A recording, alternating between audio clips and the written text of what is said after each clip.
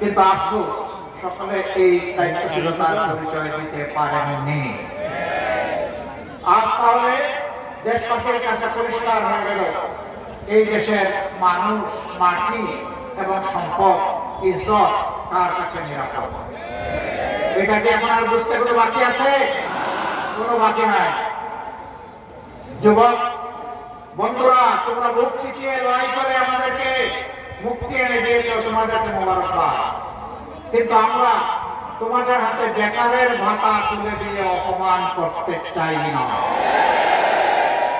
আমরা তোমাদের প্রত্যেকটি যোদ্ধার হাতকে কর্মী এবং কারিগরের হাতে পরিণত করতে চাই এবং তোমাদের হাতে, যুবক যুবতীদের হাতে আমরা মর্যাদা সেই কাজগুলো তুলে দিতে চাই।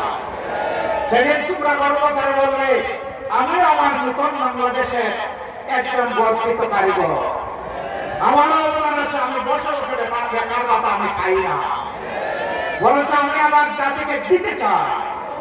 আমরা এইভাবে আমাদের যুব সমাজকে কর্মসংস্থানের মাধ্যমে একদিকে দেশ করা, আরেকদিকে তাদেরকে সম্মানিত করতে চাই।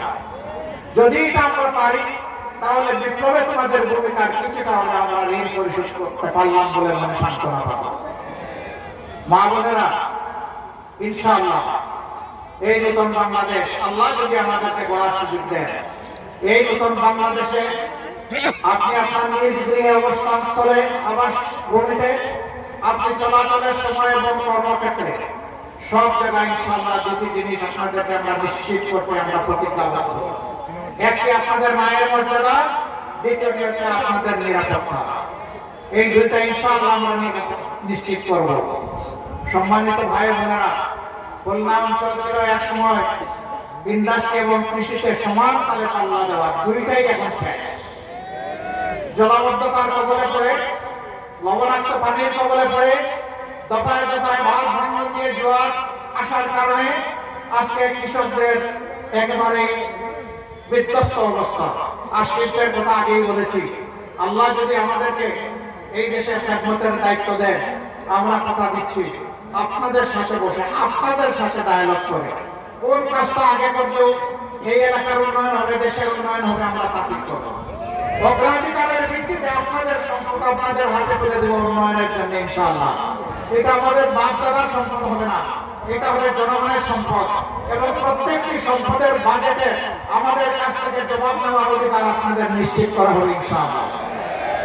আমরা ঘোষণা করেছি আমাদের কোন মন্ত্রী এমপি যদি তাহলে সরকারি তহবিল বলতে কিছুই নেই, জনগণের সম্পদের দিকে চোখ তুলে আমরা তাকাবো না। আল্লাহ যা হালাল ভাবে আমাদেরকে দিবেন তাই নিয়ে ইনশাআল্লাহ আমরা জনগণের খেদমত চালিয়ে যাবো এবং আল্লাহর সাহায্য নিশ্চিতভাবে আমরা পাবো। আমরা সম্মানের সাথে আপনাদের সাথে সেদিন বসবাস করবো। এখন আমরা দেখতে পাই একজন এমপি হয়েছেন, মাত্র 5 বছরের মাথায় তার সম্পদ বেড়ে যায় 500 কোটি। জিজ্ঞেস করা হয় আপনার ব্যবসাটা কি ছিল, বলে যে মাছ চাষ। জিজ্ঞেস করা হয় মাছের জ্ঞানটা কোথায়, বলে আমি সঠিক বলতে পারবো না। সম্মানিত ভাইরা, পানির নিচে দেখা যায় না, তো এই জন্য হিসাবটা লেগে যায়। আমরা ওই রকম মাছ চাষে হবো না। হ্যাঁ, আমাদের মধ্যে কেউ যদি মাছ চাষে হন, তিনি ন্যায্যতার ভিত্তিতে হালাল ভাবে মাছ চাষ করবেন। জনগণের সম্পর্কে পানির নিচে লুকিয়ে রাখবেন না, বেগম ভাড়া করবেন না, নিজেদের জন্য সিঙ্গাপুর বানাবেন না, বরঞ্চ পুরো বাংলাদেশকে একটা মর্যাদাশীল রাষ্ট্র হিসেবে একটা শক্ত অর্থনীতির ভিত দেওয়ার জন্য আমরা লড়াই চালিয়ে যাবো ইনশাআল্লাহ। আমরা জানি এই ব্যবস্থাকে অনেকে পছন্দ করে, অনেকে আবার সেই পুরাতন ফেসিবাদের এখন গায়ে দিতে চায়। তাদেরকে আমরা বলি, যুবসমাজ জানিয়ে দিয়েছে আমরা ওই বস্তা পচা পুরানা বন্দোবস্ত চাই না। 5-5টি বিশ্ববিদ্যালয়ে তরুণ, সচেতন, শিক্ষিত, সুশিক্ষিত, উচ্চ শিক্ষিত যুবক যুবতীরা আমাদের রায় দিয়ে বলে দিয়েছে আমরা এখন ইনসাফের পক্ষে, নতুন বাংলাদেশের পক্ষে, আমরা এখন ঐক্যের পক্ষে, আমরা বিভক্তির পক্ষে নয়। আশ্চর্য বিষয়, আমাদের একটি বন্ধু সংগঠন তারা ফ্যামিলি কার্ড দেওয়ার ঘোষণা করেছেন এবং এটাও বলেছেন যে এটা মায়ের হাতে দেবেন। তারা একদিকে দিচ্ছেন ফ্যামিলি কার্ড, আরেকদিকে দিচ্ছেন আমার মায়ের গায়ে হাত। এই দুইটা একসাথে চলে না। আমরা অনুরোধ করব নিজের মাকে সম্মান করুন।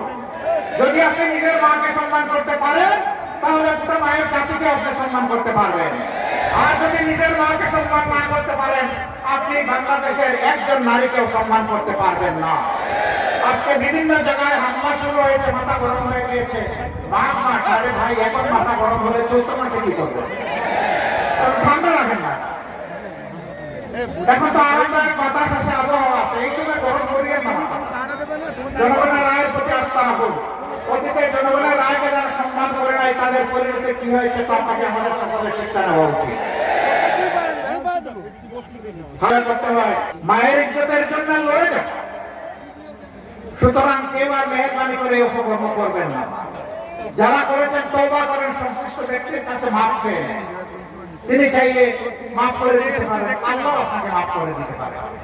কিন্তু সেই কালো হাত আর যদি সামনে বাড়ানোর চেষ্টা করেন আমরা গালে হাত দিয়ে বসতে পারবো না।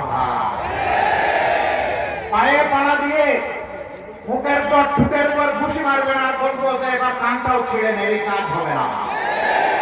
বরঞ্চ সমান ওজনের হিসাব নিকাশ আপনাদের দিকে ফিরিয়ে দেওয়া হবে। আমরা কারো পায়ে পাড়া দিয়ে ঝগড়া বাঁধাতে চাই না, কিন্তু কেউ ঝগড়া বাঁধাতে আসলে ছেড়েও দেওয়া হবে না।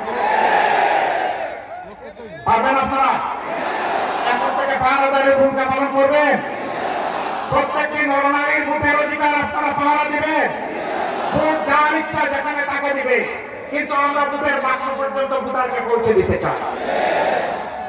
ওই বাক্স পর্যন্ত ভোটার পৌঁছার পরে তারা নিজের ভোটের হিসাব তারা গ্রহণ করবে ইনশাআল্লাহ। আমরা 13 তারিখ থেকে আল্লাহ তাআলার দরবারে একটা নতুন বাংলাদেশ চাই, একটা অভিশাপ মুক্ত বাংলাদেশ চাই।